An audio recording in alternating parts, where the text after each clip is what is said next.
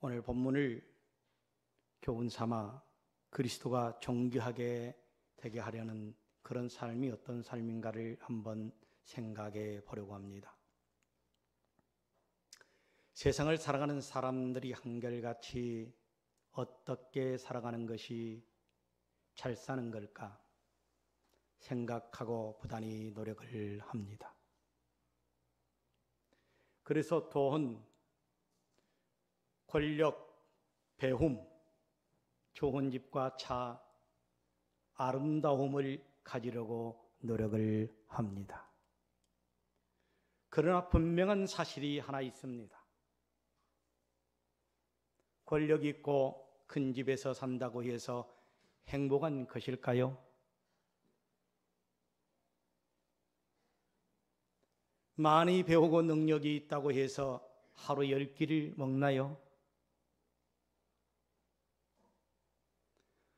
넓은 침대에서 잠을 잔다고 해서 좋은 꿈을 꾸나요? 좋은 음식을 먹고 산다고 해서 머리가 좋아질까요? 그렇다면 사람이 사는 이유가 무엇일까? 내가 어디서 와서 어디로 가는 걸까? 왜 내가 살아야 하나? 이러한 문제는 정도의 차이는 있지만 모든 사람들이 한 번쯤 생각을 해 보았을 것입니다. 철학의 궁극적 질문도 이와 다르지 않습니다. 그런데 이러한 문제에 있어서 명확한 답변을 한 사람이 있습니다. 내가 사는 것이 그리스도라고, 내가 살아가는 것이 그리스도라고 이렇게 고백한 사람이 누구입니까? 이렇게 고백한 사람은 지금 걱정 없이 편안한 환경 속에서 행복하게 살고 있는 사람입니까? 저는 여러분들에게 묻고 싶습니다. 아닙니다. 그는 언제 죽을지 모르는 환경 속에서 하루하루를 죽을 날만 기다리며 살아가는 그런 인생살이를 살아가고 있습니다. 그것도 감옥 속에서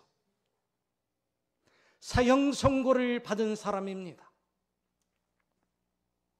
그가 바로 오늘의 본문에 나온 사도 바울입니다. 그가 죽음 앞에서 외치기를 요원처럼 내가 사는 것이 그리스도라가, 내가 사는 것이 그리스도라. 여러분, 내가 사는 것이 그리스도라고 여러분의 신앙 고백이 일어나기를 주의 이름으로 축원합니다. 내가 사는 것이 그리스도라. 빌립보서 1장 21절에 이렇게 말씀하고 있습니다. 이는 내가 사는 것이 그리스도니 죽는 것도 유익함이니라.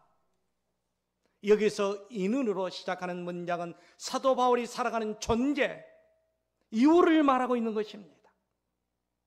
이 세상을 살아가는 사람들은 한결같이 자신이 살아가는 존재의 이유를 돈, 명예, 권력, 가족, 운동 등을 말합니다. 그런데 사도 바울은 삶의 존재의 의미를 그리스도라고 선언하고 있습니다. 인생의 존재 이후의 삶의 목적, 삶의 의미, 삶의 방식, 이 모든 것이 그리스도라는 것입니다. 여러분이 자녀를 기르고 여러분이 가정생활하고 모든 삶의 목적이 그리스도입니까?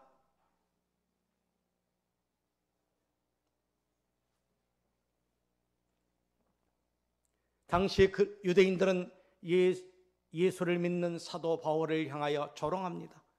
예수쟁이 미친놈이라고.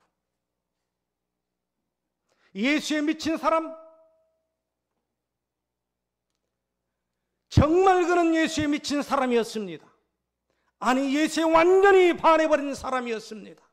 그런데 그가 원래 이랬던 사람이었습니까? 아닙니다. 그는 예수를 지독하게 핍박했던 사람이었습니다. 사도행전 7장 58절을 보시기 바랍니다.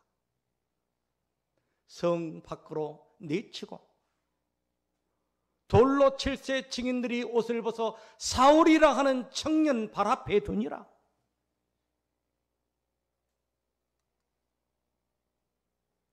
이랬던 사울이 변하여 바울이 된 겁니다. 그는 예수를 믿는 사람들을 잡아 죽이려고 다메섹으로 가던 길에 부활하신 예수님을 만납니다. 예수를 만난 이후에 그는 변합니다. 새 사람이 되었습니다. 세상 말로 눈꺼풀이 벗겨졌습니다.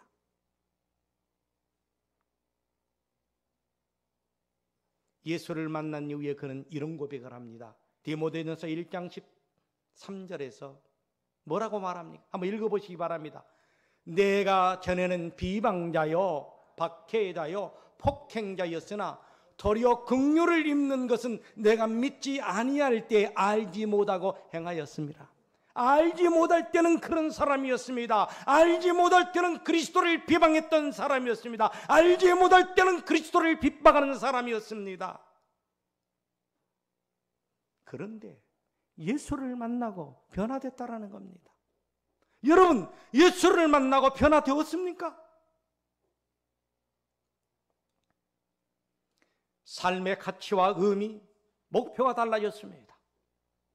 그가 그렇게 미워하고 저주했던 예수 그리스도를 숭배하는 숭배자로 변화되어 버렸습니다. 예수에 미쳐버린 겁니다. 그 예수를 위해 한평생 전파하고 생명까지도 걸었습니다. 그는 고백하기를 이제 자신에게 있어서 내가 산다는 것은 오직 그리스도라고, 오직 내가 사는 것이 그리스도라고, 그리고 그리스도 안에 있는 것이 유익하다라고 말합니다. 그래서 내가 사는 것이 그리스도라는 의미가 그럼 도대체 무엇일까? 사도 바울은 갈라디아서 2장 20절에서 이런 얘기를 합니다.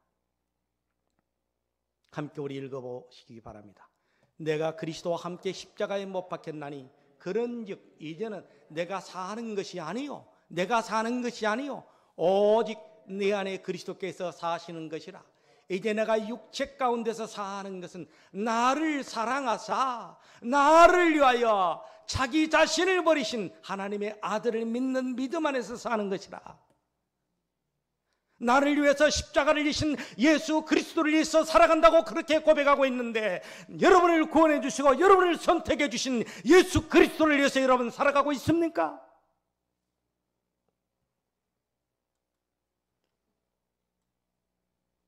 갈라디아서 5장 24절을 보시기 바랍니다. 그리스도 예수의 사람들은 육체와 함께 그 정욕과 탐식을 어디에다? 십자가에 못 박혀버렸다라는 거예요. 내 인생은 모두 다 십자가에 못 박아버리고 그리스도의 인생을 내가 품는다라는 말씀입니다. 이 성경 구절은 그리스도인들에게 있어서 가장 핵심적인 원리입니다. 예수를 고백하는 그 순간부터 나의 육신의 모든 것을 포기하고 오직 예수의 생명으로 사는 것을 말하는 것입니다. 이 말씀들에서 다음과 같은 중요한 원리들이 있습니다. 첫째, 내가 사는 것이 그리스도라면 세상의 모든 것을 과감히 포기해야 된다는 것입니다. 오늘의 본문 1장 20절에 이렇게 기록합니다. 우리 함께 읽어보도록 하겠습니다. 시작.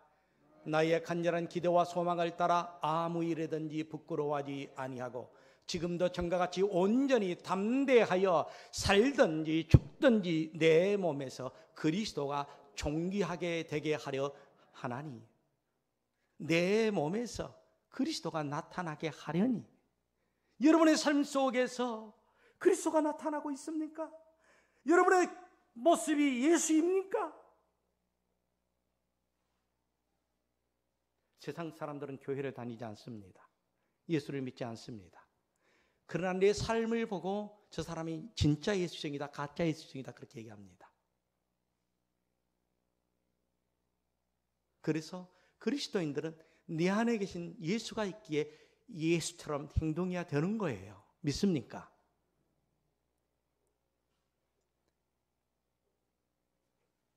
그렇게 살기 위해서 바울 사도는 어떻게 했나요?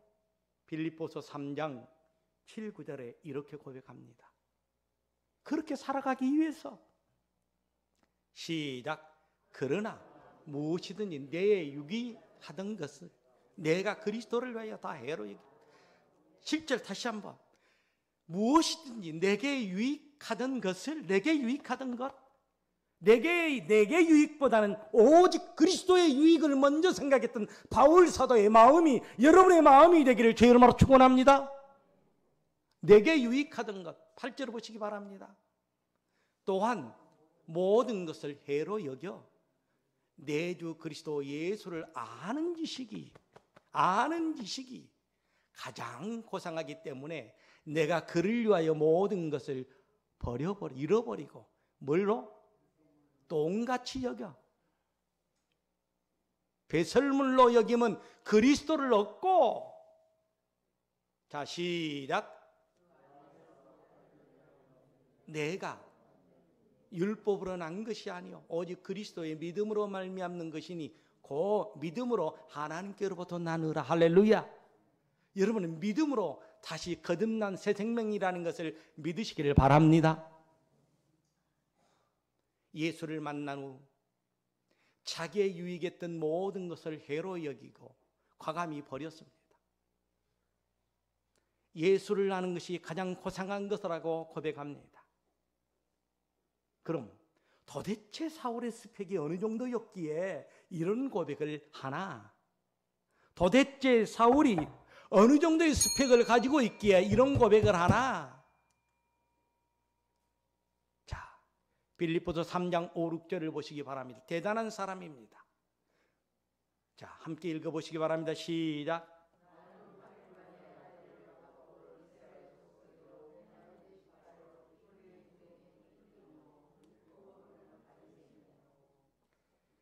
율법에 의로는 흠이 없는 자라. 당시 유대의 주의자들은 구원의 조건으로 할례를 받아야 했습니다. 그런데 사도 바울은 8일 만에 할례를 받았습니다. 아브라함의 후손의 징표를 할례로 나타냈습니다. 여러분, 귀고리를 우리 교들은 많이 하지 않는데 귀고리가 이것 뭔 줄 아세요? 귀고리. 이 귀고리가 노예의 표시입니다. 여기다 지금 소 그렇게 하잖아요. 딱 뒤뜰어가지고 몇 번 누구 소. 그런데 귀고리를 되게 보면 남을 위게 하는데 귀고리 딱 들어가지고 여기 조기님 권사님 귀고리 딱 들어가고 나는 박연수 장로님의 와이프 양쪽이 박연수 장로의 와이프. 장로님은 귀고리 딱 들어가고 나는 조귀님의 남편. 이거 이런 뜻이에요. 낙인표예요. 낙인표. 그런데 할례를 받은 것이 유대인이라고 하는 증명서나 같았습니다. 그리고 나는 이스라엘 족속이라고 했습니다. 이스라엘 족속의 뜻을 여러분 아시나요? 한국 사람이 미국을 갑니다. 그러면 미국 시민권을 받아요. 그러면은 한국 출신 미국 시민권자입니다. 이 사람은 대통령이 될 수가 없어요. 미국 시민권자여도. 왜냐하면 미국에서 태어난 사람만이 미국 대통령이 될 수 있어요. 그런데 사도 바울은 이방인에서 이스라엘 족속으로 개종한 것이 아니라 순수 혈통을 가진 바로 이스라엘 족속이었다라는 것입니다. 주일 설교 시간에 방송을 나가는데 이런 얘기를 해도 될나 모르겠습니다. 제가 계를 진돗개 있죠. 진돗개를 제가 영광의 장로님한테 받아갔습니다. 그 혈통이 대단히 중요하다고 혈통서를 가지고 그 당시에 82년도에 전국 챔피언을 먹었다고 그러더라고요. 이게 가지고 갔는데 그 혈통을 보존하려고 미국이 얼마나 땅덩어리가 커요. 개를 가지고 4시간을 데리고 저희 집으로 옵니다. 제가 사실 미국에 개 사돈이 많습니다. 그 이필재 목사님이 저 이정현 목사하고 내가 사돈입니다 그랬더니 무슨 사돈이야? 아직 사돈 맺을 나이가 아닌데 했더니 개 사돈이요. 웃더라고요. 그렇게 혈통을 중요시 여기더라고요. 개도. 그런데 바로 이스라엘 족속이라는 것입니다. 개종한 족속이 아니라. 그 다음에 바울은 나는 베냐민 지파라. 대단히 중요한 말입니다. 베냐민은 야곱의 특별히 사랑을 받은 나엘의 아들입니다. 베냐민 지파는 이스라엘 초대 왕 사울왕을 배출한 지파이고 이스라엘이 남북으로 갈라질 때 유대 지파와 함께 남왕조를 이루어 하나님 백성으로 역사를 일으킨 지파입니다. 솔로몬과 다윗과 솔로몬으로 이어지는 왕통의 지파가 바로 이 지파입니다. 그리고 중요한 것은 바울 자신이 말하기를 나는 히브리인 중에 히브리인이라. 여러분 성경을 배웠겠지만은 유대인은 두 분류가 있습니다. 하나는 히브리파 유대인이 있고 또 하나는 헬라파 유대인이 있습니다. 헬라파 유대인은 디아스포라를 말합니다. 전 세계로 흩어져 있는 사람들을 헬라파 유대인이라고 말하고 히브리파 유대인은 팔레스타인들을 말합니다. 그런데 이 히브리파 유대인들, 팔레스타인 출신들이 헬라파 유대인들을 인정하지 아니하라고 합니다. 밖에서 물 들어왔다고. 그런데 사도 바울은 바로 히브리파 유대인이었습니다. 그뿐만이 아닙니다. 바리새인 중에 바리새인이었습니다. 성경 보면 바리새인 중에 바리새인. 우리가 기도할 때 바리새인 같은 그 말 여러분 사실 유대인들은 나쁜 말이 아니에요. 바리새파는 유대 종파 가운데 가장 엄격한 종파입니다. 여러분 알고 얘기해야 돼요. 바리새파는 유대교가 헬라화 되어가는 것을 반대한 파입니다. 특히 바벨론에서 구한 유대인들로 엄격한 율법 준수를 하려는 율법 학자들이 중심이 된 학파였습니다. 바리새파는 바리새인으로 불리는 것을 아주 기쁨으로 여기고 그리고 자부심을 느꼈습니다. 그런데 사도 바울이 바리새인 중에 바리새인이요. 그 중에서도 가말리엘 문화에서 수학한 당대 최고의 학벌이라는 것입니다. 지금으로 말하면 서울대학교를 나오고 미국에서 말하면 하버드 대학을 나온 사람입니다. 이 정도면 자랑할 만하지요. 이 정도의 스펙이면 더 중요한 스펙이 있습니다. 당시에 예수 믿는 사람을 꼴보기 싫어하고 가장 안 좋게 봤는데 예수 믿는 사람을 핍박하는데 1등 공신이었습니다. 스스로 고백합니다. 열심으로는 교회를 핍박했다. 사도 바울은 바리새인 중에서 가장 열성당에 속한 사람이었습니다. 그리스도인들을 잡아가두고 죽이는 일에 열심을 다했던 사람이었습니다. 당시 그리스도인들을 잡아가두고 죽이는 것이 하나님께 충성한 거라고 여겼기 때문에 그리스도인들을 옥에 가두고 죽이고 핍박했습니다. 이런 스펙을 갖춘 사람이지만 다메섹 도상에서 예수를 만난 이후에 모든 것을 버리고 새로운 피조물이 되었습니다. 여러분 예수를 만난 이후에는 새롭게 변화되는 삶을 살아가기를 주의 이름으로 축원합니다. 고린도후서 5장 17절을 보시기 바랍니다. 그런즉 누구든지 그가 과거에 음탕한 일을 했던 간에 살인자였거든 누구든지 그리스도 안에 있으면 새로운 피조물이라. 우리 하나님은 제사 제물을 가립니다. 실한 것, 좋은 것, 눈멀지 아니한 것 그런 것만 받지만은 우리 예수 그리스도의 제사는 그가 세상에서 어떤 짓을 했든 내게 오는 자를 다 용납합니다. 할렐루야. 내게 오는 자를. 새로운 피조물이 된 사도 바울은 오직 예수만을 위한 삶을 살아가게 됩니다.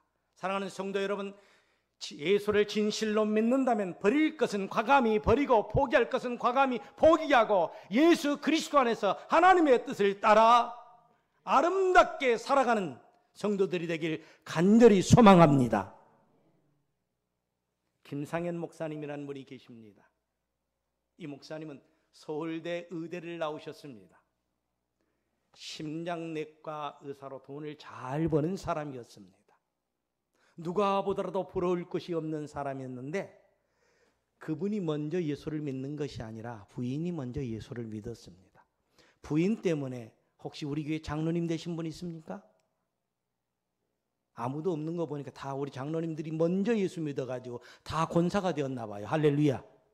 아멘 안 한 거 보면 이것도 아니고 저것도 아니고 혼자 손들었어요. 우리 송장로님은 내가 우리 정권사 때문에 예수 믿고 장로 됐다고 손들었죠. 혼자.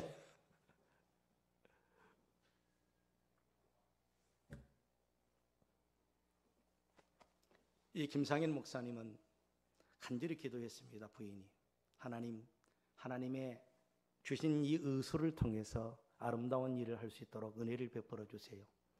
그래서 이제 예수를 만났습니다. 자신의 모든 것을 이제 정리하고 부단히 자신에게 맞는 사역지를 찾아 헤맸습니다. 그런데 그것이 바로 사역지가 중국 나한자촌이었습니다. 그는 그곳에서 자신의 남은 생애를 불살라 헌신하고 있습니다. 여러분, 남은 여생을 예수를 위해서 한번 헌신하시고 불살라 보시기를 바랍니다. 마태복음 16장 24절에 한번 보시기 바랍니다. 이에 예수께서 제자들에게 이르시되 누구든지 나를 따라오려거든 자기를 부인하고 자기 십자가를 지고 나를 따를 것이니라. 세상적인 모든 것을 과감히 포기하고 내가 사는 것이 그리스도라 믿고 그리스도가 내게 주신 십자가를 지고 묵묵히 주님을 따라가는 저와 여러분이 되기를 주의 이름으로 축원합니다. 두 번째로 내가 사는 것이 그리스도니 라는 말은 내 삶의 주인이 바뀌었다라는 것입니다. 내가 사는 것이 그리스도라면 이제 그리스도의 주인이 바뀌었어요. 내 삶의 주인이 바뀌었어요. 이는 내가 사는 것이 그리스도니 죽는 것도 유익함이라. 사도 바울이 예수를 믿는 후 삶의 변화가 어떻게 왔는지 여러분 아시나요? 로마서 6장 6절에서 18절에 보니까 이렇게 기록합니다. 한번 읽어보시기 바랍니다. 너희 자신을 종으로 내주어 누구든지 순종하든지 그 순종함을 받는 자의 종이 되는 줄을 너희가 알지 못하느냐? 혹은 죄의 종으로 사망에 이르고 혹은 순종의 종으로 의에 이르느니라. 하나님께 감사하리로다. 너희가 본래 죄의 종이었더니 너희에게 전하여 준 바 교훈의 본을 마음으로 순종하여 죄로부터 해방되어 의에게 종이 되었느니라. 그렇습니다.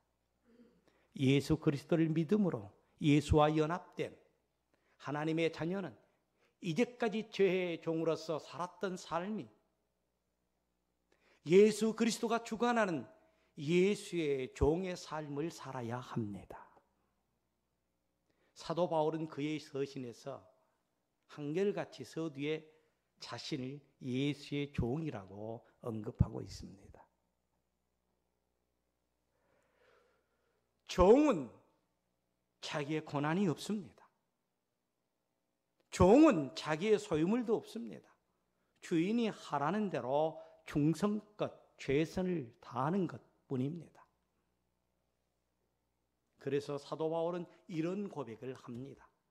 사도행전 20장 24절을 여러분 큰 목소리로 한번 읽어봐 주시기 바랍니다. 나의 달려갈 길과 주 예수께 받은 사명, 곧 하나님의 은혜의 복음을 증언하는 일을 마치려 하며 나의 생명을 조금도 귀한 것으로 여기지 아니하노라. 사도 바울은 자신의 생명까지도 예수를 믿고 예수를 만난 이후에 자기의 생명까지도 조금도 귀한 것으로 여기지 아니하고 주님께 드립니다. 그리했더니 감옥 안에서 찬양하고 기도했더니 옥문이 열리는 역사가 나타났습니다. 바울의 삶의 의미와 목표가 바뀌어졌습니다. 사랑하는 성도 여러분, 여러분의 삶의 의미와 목표가 지금 무엇이었습니까? 참된 그리스도인이라면 어느 누구나에 없이 이런 경험과 고백이 있어야 됩니다. 나는 예수 때문에 새로운 사람이 되었기에 생명이라도 과감히 예수께 드리리라. 이런 고백이 있기를 주의 이름으로 축원합니다. 마지막으로 사도 바울의 삶의 의미와 목표가 변경되었음을 고백합니다. 지금까지 사도 바울이 추구했던 그 목표가 새롭게 설정되었음을 고백하고 있습니다. 자신을 부르신 그분을 알고 그분을 섬기기 위하여 줄기차게 헌신할 것을 다짐하는 것입니다. 빌립보서 3장 10절 11절에 보면 이런 고백을 합니다. 시작. 내가 그리스도와 그 부활의 권능과 그 고난의 참여함을 알고자 하여 그의 죽으심을 본받아 어떻게 해서든지 죽은 자 가운데서 부활에 이르러 하노라. 고난에 참여함이라. 서두에서 말씀드렸지만 사도 바울은 현재 어디에 있다고요? 감옥 안에 있습니다. 언제 죽을지 모르는 처지에 있습니다. 그런데도 사도 바울은 삶의 의미와 목표를 잃지 않고 있다는 것입니다. 그 이유는 예수의 십자가의 능력을 알았기 때문입니다. 고린도전서 1장 18절에 보면 이런 말씀이 기록되어 있습니다. 십자가의 도가 멸망하는 자에게는 미련한 것이요 구원을 받는 우리에게는 하나님의 능력이라. 할렐루야. 예수 그리스도의 십자가의 의미를 알고 있기에 온전히 예수 그리스도를 신뢰하고 죽음 그 자체도 두려워하지 않고 끝까지 믿음의 경주를 나아갔던 사도 바울이 바로 여러분이 되기를 주의 이름으로 축원합니다. 빌립보서 3장 13절 14절을 보시기 바랍니다.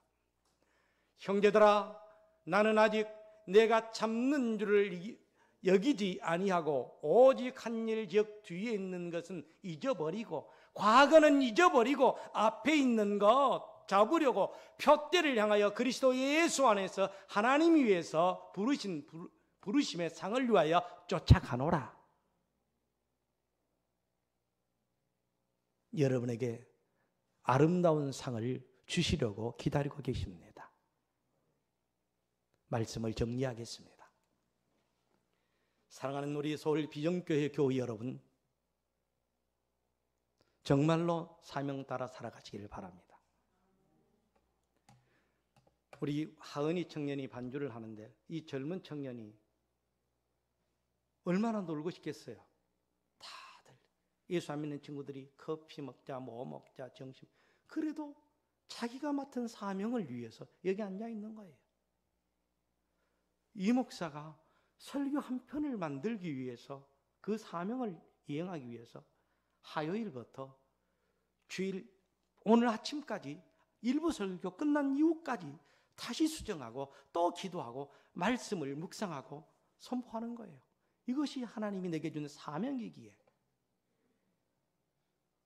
우리의 삶의 의미와 목표를 어디에 두고 살아가고 있습니까? 그리스도인으로서 존재 이유를 어디에 두고 살아가고 있습니까? 인생이란, 행복한 인생이란 예수를 믿고 세상의 근심과 걱정을 덜기 위함이 아닙니다.